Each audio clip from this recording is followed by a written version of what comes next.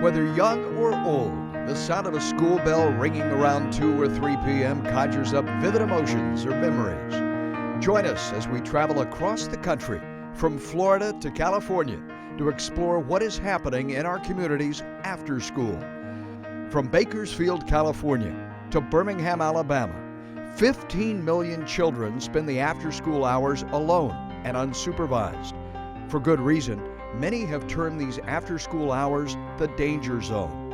Juvenile crime rates triple, and the hours from 3 to 6 p.m. are peak time for youth to experiment with drugs, alcohol, cigarettes, and sex.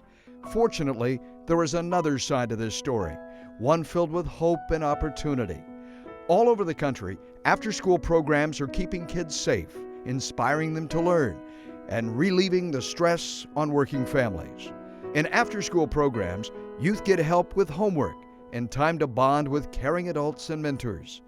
They do science experiments and learn to paint, play musical instruments, program computers, and build robots. They play softball or soccer and learn to dance. Whether teaming up to produce a film, create a community garden, or help the elderly, they are developing the kinds of skills they will need to succeed in the 21st century workforce. In Bradenton, Florida, 23-year-old Miguel Ulloa credits his after-school program with helping transform his life. Miguel is focused on building on his future career, but that was not always the case. Before he had the support of a local Boys and Girls Club, he had trouble staying on track. Ms. Ulloa, your son's hanging around with the wrong group of people.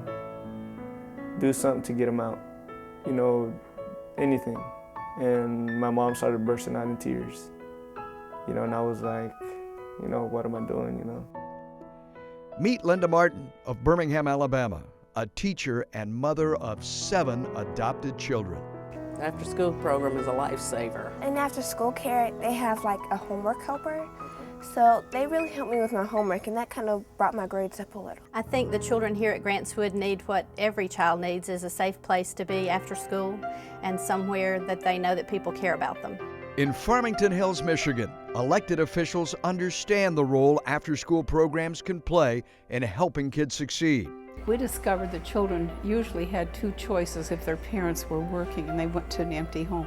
They either were told to go in that house and stay there and not leave, and they were virtually prisoners in their home, or they were turned completely loose with no supervision. I'm not sure which one had the worst impact, but neither one of them were good choices. 2 young women from the Farmington Hills after-school program, Lauren Savage and Lauren Johnson, were selected to speak about after-school programs at a national event in Washington, D.C. Well, my experience in D.C. made me feel proud because I made it all the way to Washington to talk to Congress, and they listened to me, and that just made me feel really special. Like the 2 young women we met from Farmington Hills, Gregory was selected for a special scholarship to visit Washington, D.C. and speak to members of Congress about the impact of after-school programs in his life. Coming to D.C. is pretty exciting, but can't wait to kind of just meet some of the congressmen, go up to Capitol Hill. I didn't grow up in such good neighborhood, so it's kept me out of trouble not to go to the other side. I always take the right turn.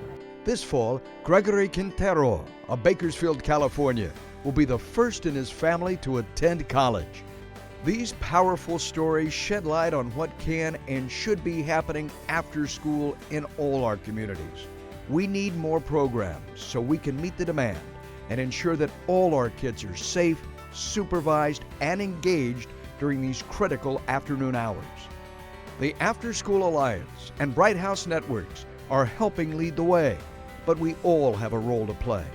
Learn how you can help at afterschoolalliance.org. This production was brought to you by Bright House Networks, the Afterschool Alliance, and the Florida Cable Telecommunications Association.